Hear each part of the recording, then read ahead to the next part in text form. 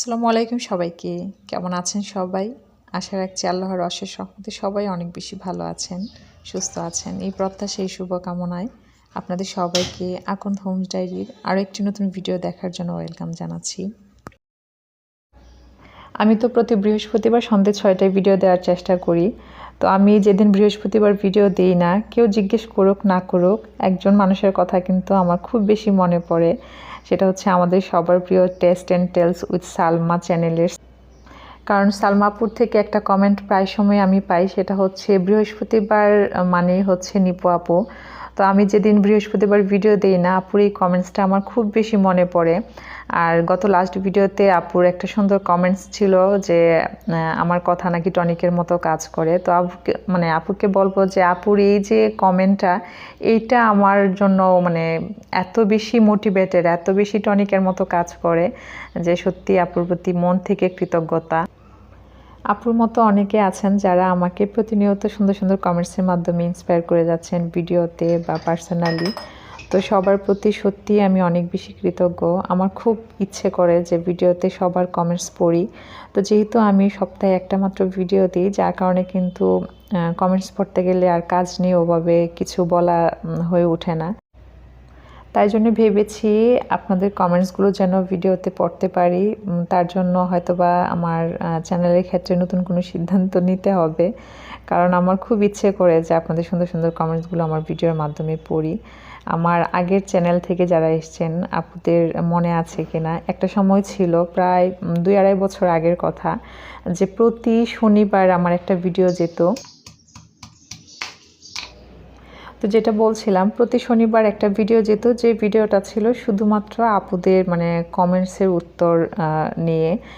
কাজ তো থাকতোই, কাজের পাশাপাশি ওই সপ্তাহে আমার যে কয়টা ভিডিও যেত, ওই ভিডিওগুলোতে যে আপুরা কমেন্টস করতেন, আমি চেষ্টা করতাম ওই ভিডিওতে, শনিবারের ভিডিওটাতে পুরো সপ্তাহের ভিডিওর উপর ডিপেন্ড করে যে কমেন্ট এসছে, সেই কমেন্টসগুলোই আসলে শনিবারের ভিডিওতে পড়তাম। তো যাই হোক, এখন ভিডিওর কাজ রিলেটেড কথা বলি। তো আজকের ভিডিওটা আমি সকাল থেকে শুরু করেছিলাম।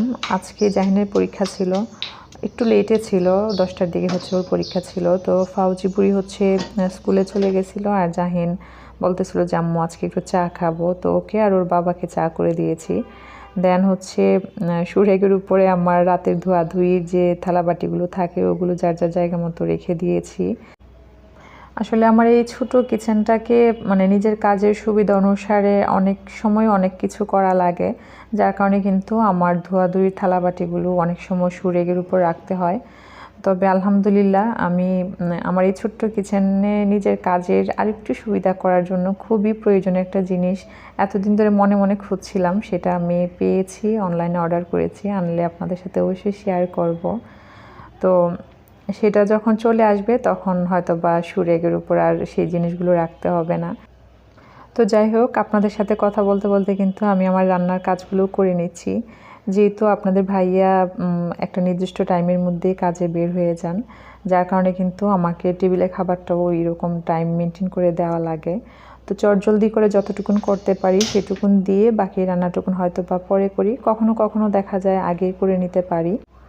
তো আমি হচ্ছে অলরেডি মুখি দিয়ে মাছ রান্না করে নিয়েছি, আর হচ্ছে ডাল রান্না করে নিয়েছি। তো এখন বাকি রান্না করতে গিয়ে দেখি যে পেঁয়াজ নেই, পেঁয়াজ নেই একটা মাত্র পেঁয়াজ আছে, এটা হয়তো বা যে কোনো সময় লাগতে পারে। তো ভাবলাম যে এখন পেঁয়াজ ছাড়া কি রান্না করা যায়, সেই রান্নাটা করি। তো আমি এখানে হচ্ছে মিষ্টি কুমড়া দিয়ে চাপা শুটকি রান্না করছি, আর হচ্ছে বেগুন ভাজা করছি। তো বেগুন ভাজাতে পেঁয়াজ দিলে ভালো লাগে, না দিলেও কিন্তু খাওয়া যায়। আর মিষ্টি কুমড়াটা তো আমি কিভাবে রান্না করছি হয়তো বা একটু হলেও বুঝতে পেরেছেন। এখানে জাস্ট আমি চাপা শুটকি, তারপর হচ্ছে কাঁচামরিচ, রসুন একটু তেঁতু করে নিয়েছি, দেন লবণ, মরিচ, হলুদ, আর কিছু কিন্তু অ্যাড করি নাই, কোনো রকম তেল না, কিছু না। জাস্ট হাতে মেখে একদম মাখা মাখা হবে ওই রকম পানি দিয়ে তারপর হচ্ছে বসিয়ে দিয়েছি। চাইলে একটু মশলাটা কষিয়েও নেওয়া যায়, তো হাতে কম সময় থাকলে এরকম চটজলদিও করে নেওয়া যায়। আর আমি বেগুন ভাজাটাও করে নিয়েছি, খুবই অল্প তেলে হচ্ছে বেগুন ভাজাটা করেছি।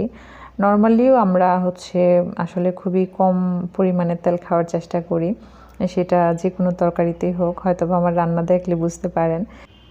তো এই হচ্ছে পেঁয়াজ ছাড়া মিষ্টি কুমড়া দিয়ে চাপা শুটকি রান্নার ফাইনাল লুক। এটা খেতে ভীষণই মজার হয়। জানি না আপনারা কেউ এভাবে করেন কিনা। সেমভাবে আমরা হচ্ছে একদম কচি যে মিষ্টি কুমড়াটা থাকে সেটাও রান্না করি, সেটা একদম খোসাসহ করা হয়, সেটাও খেতে খুব মজার হয়। তো কিচেনের কাজ শেষে যে কাজটা আমার থাকে সেটা হচ্ছে কাপড় ধোয়া। তো আমি কাপড় ধুতে ঢুকবো, পরে দেখলাম যে আমার মেয়ে মানে ওয়াশরুমে।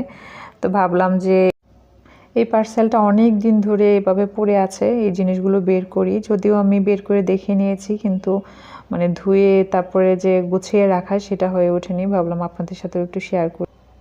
তো জিনিসগুলো দেখে নিশ্চয়ই এতক্ষণে বুঝে গিয়েছেন যে এগুলো হচ্ছে আমাদের সবার পছন্দের পেজ, হোম হ্যাভেন পেজের প্রোডাক্ট। তো যে আপু বা ভাইয়ারা আমার চ্যানেলে নতুন, আপুর এই পেজটা সম্পর্কে এখনও জানেন না, তাদের জন্য বলছি। হোম হ্যাভেন পেজ হচ্ছে এই ধরনের সিরামিক্স বা ঘর সাজানোর অনেক জিনিস নিয়ে আপু কাজ করেন।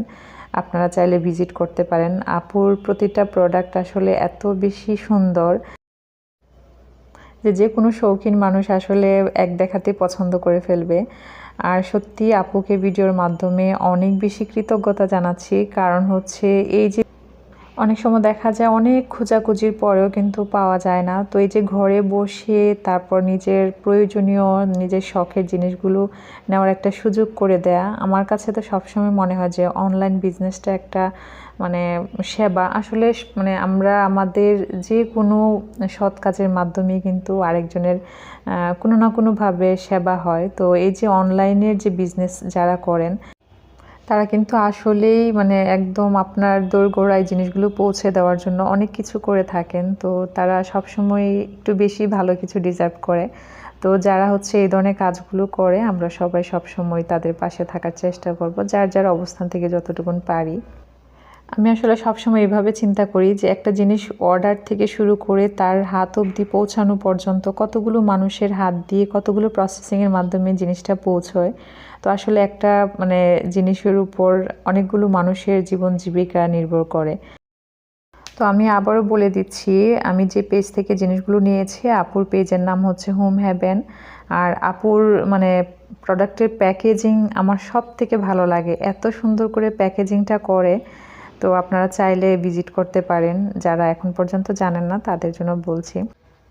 তো যাই হোক, দেখতে পাচ্ছেন এখানে আমি শাড়ি বের করে নিয়েছি। শাড়ি বের করে নেওয়ার কারণটা একটু পরে বলছি।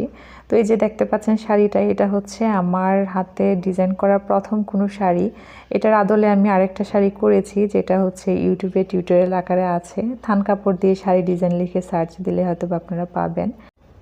তো এই শাড়িটা হচ্ছে আমি আমার মেয়ের জন্য বানিয়েছিলাম। চাইলে কিন্তু আসলে থান কাপড় দিয়ে সুন্দর করে লেসিং করে অনেক কম প্রাইসে একটা শাড়ি বানিয়ে নেওয়া যায়। তো আপনাদের সাথে জাস্ট আইডিয়াটা শেয়ার করছি, যদি কারোর ভালো লাগে চাইলে বানাতে পারেন। এখানে আমি একদম পুরো শাড়িটা প্লেন রেখেছিলাম। আর এটা লেহেঙ্গা স্টাইলেও পরা যায়, নর্মালি তো পরা যায়। আর এই পার্টটা ছিল হচ্ছে আঁচলের অংশ। তো আঁচলে আমি আবার এই ধরনের টার্সেল অ্যাড করে দিয়েছিলাম। শাড়িটা আসলে এভাবে তো বোঝা যায় না, যে কোনো ড্রেস যেমন পরলে অনেক বেশি ফুটে, শাড়িটাও সেম। তো এই শাড়িটা যেহেতু আমার প্রথম করা ছিল, অনেক ভুল ছিল, তারপরেও আসলে এই শাড়িটার সাথে আমার অনেক গল্প জড়িয়ে। তো এই শাড়ির না ব্লাউজটা অনেক বেশি কিউট ছিল, যেহেতু ছোট মানুষের ব্লাউজ, দেখা যায় ছোট বাচ্চাদের সব কিছুই একটু বেশি কিউট লাগে। আমি এটার হাতাটা দিয়েছিলাম এরকম, আর পিছনটাতে হচ্ছে এরকম একটা লেস সেট করেছিলাম। আর গলাটা ছিল হচ্ছে বুটনিক গলা যেটা, সেটা। তো যাই হোক, এখন আপনাদেরকে বলি আমি শাড়িগুলো কেন বের করেছি। বলতে পারেন যে শীত আসা উপলক্ষে সংসারের সবথেকে গুরুত্বপূর্ণ যে কাজটা সেটা করে নিই, সেটা হচ্ছে কাপড় ছাঁটাই বাটাই, যেটা আসলে বছরের শেষ দিকে আমরা করে। কারণ শীত আসা উপলক্ষে সবথেকে গুরুত্বপূর্ণ কাজ হয়ে দাঁড়ায় শীতের কাপড়গুলোকে অর্গানাইজড করে রাখা। কারণ শীতের কাপড় এত বেশি হয়, আর এগুলো কিন্তু খুব বেশি গুছিয়ে রাখাও সম্ভব হয় না। শীতের কাপড়গুলো এমনই হয়। তো যার কারণে আমি মানে গরমের কাপড়গুলো আলাদা করে দেন হচ্ছে শীতের কাপড়গুলোকে জায়গা করে দেওয়ার জন্য স্পেস বের করছি। তো এখানে হচ্ছে আমি মানে প্রথমে ধরেছি হচ্ছে স্টিলের আলমারিটা। এরপর হচ্ছে আমি স্টেপ বাই স্টেপ বাকি কাজগুলো করব, হয়তো বা পরবর্তী কোনো ব্লগে শেয়ারও করব। তো এই কাজটা আজকে আমি ধরলেও কাজটা কিন্তু শেষ করতে পারিনি, তার কারণটাও ইনশাল্লাহ আপনাদের সাথে পরবর্তী কোনো ব্লগে শেয়ার করব। তো আজ এই পর্যন্তই। সবাই ভালো থাকবেন, সুস্থ থাকবেন, সবাই সবার জন্য দোয়া রাখবেন। আর আমার আজকের ভয়েসে কিন্তু অনেক প্রবলেম হয়েছে, হয়তো বা মাইক্রোফোনটা ডিস্টার্ব করছে। আশা রাখছি ক্ষমা সুন্দর দৃষ্টিতে দেখবেন। ধন্যবাদ সবাইকে। আল্লাহ হাফেজ। আসসালামু আলাইকুম।